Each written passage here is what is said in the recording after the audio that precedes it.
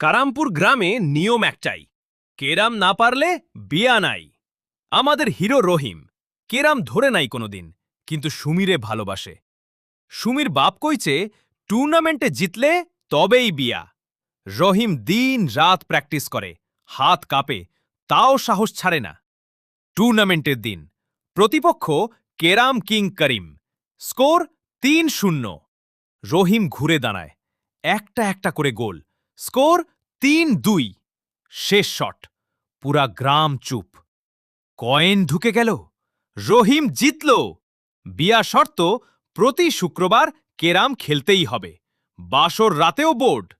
সুমি বলল আগে ১ হাত, তারপর। ১ সপ্তাহ পর শ্বশুর আসলো, বলল জামাই ১ হাত হবে? এটা শুধু খেলা না, এটা ইজ্জতের লড়াই। শ্বশুর ২-০ এগিয়ে, শেষ কয়েন, রহিম মারল, ঘুরতে ঘুরতে গোল। রহিম জিতল। শ্বশুর জড়ায়ে ধরে বলল, বাবা তুমি পাস, কারামপুরের নতুন কিং।